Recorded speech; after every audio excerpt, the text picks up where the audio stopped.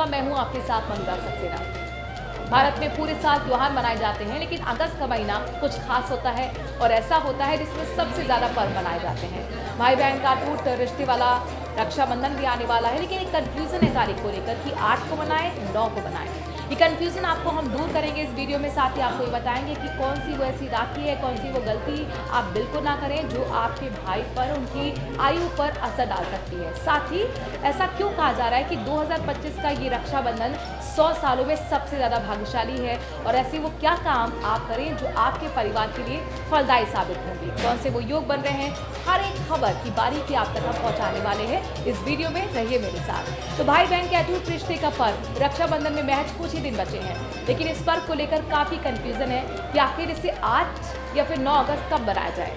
अगर आप भी इस बात को लेकर थोड़ा परेशान हैं, कंफ्यूज हैं, तो आपकी इस परेशानी को हम दूर किए देते हैं। पंचांग के मुताबिक इस साल रक्षाबंधन शनिवार यानी 9 अगस्त 2025 को है।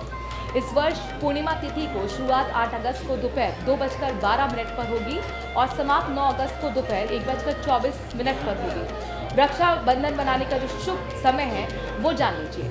9 अगस्त को राखी बांधने का शुभ मुहूर्त सुबह 5:47 से दोपहर 1:24 तक रहेगा। इस साल रक्षाबंधन प्यार, हंसी और एक वचन के साथ मनाया जाने वाला त्योहार हर बार की तरह मनाया जाने वाला है। भाई अपनी बहनों की रक्षा का वचन लेते हैं और बहनें अपने भाइयों के दीर्घ और समृद्ध जीवन की प्रार्थना करती हैं। लेकिन इस साल कुछ ऐसा असाधारण होगा जो इस त्योहार को और भी खास बना देगा। एक खगोलीय योग जो कि 95 साल बाद हो रहा है। और आइए जानते हैं कि इस साल का रक्षाबंधन क्यों कॉस्मिक समृद्धि और आध्यात्मिक शक्ति का वादा करता है।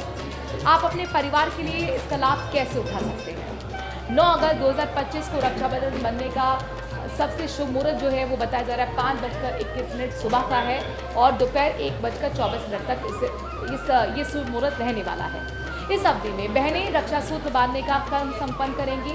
दोपहर 1:24 के बाद भाद्रपद माह प्रारंभ हो जाता है, जो रक्षाबंधन के लिए कम शुभ माना जाता है।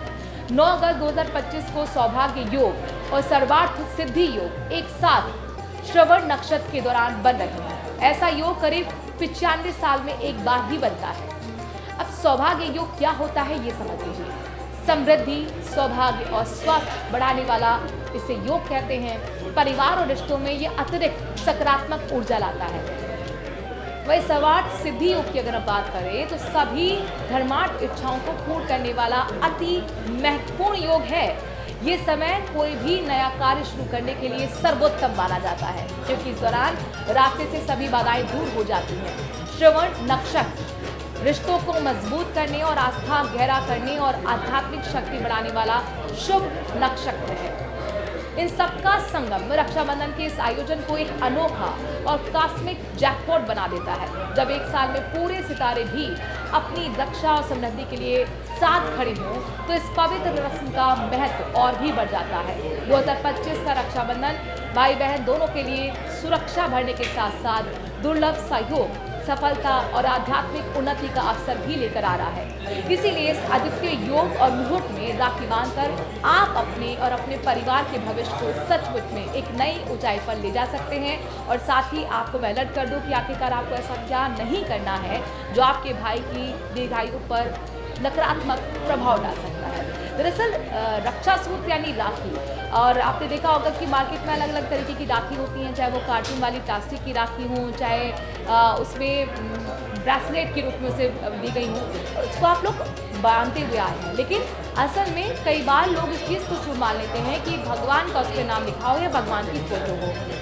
वो आस्था दिखाने का आपका अपना तरीका हो सकता है, लेकिन जो एक्सपर्ट हैं इस फील्ड के, यानी कि जो पंडित हैं, उनका साफ तौर पर कहना है कि कई बार जब आप इसे बांध देते हैं और जब रक्षाबंधन गुजर जाता है कुछ दिनों बाद उस राखी को ऐसी खोल के कहीं भी रख दिया जाता है, तो ऐसे में जो फोटो है भगवान की, जो नाम है, वो कूड़े में चला जाता है। और इससे सही मायने में जो हमारे भगवान हैं जिनको हम पूजते हैं उनका एक तरीके से अपमान होता है, जिसका असर नकारात्मक तौर पर पड़ सकता है, नकारात्मक ऊर्जा आ सकती है। और इसीलिए आप महत्वपूर्ण होगा, ये होगा, ज़रूरी होगा कि आप इस तरीके की राखी, यानी कि भगवान का नाम अगर लिखा हो या भगवान की फोटो वाली राखी लेने से बचें।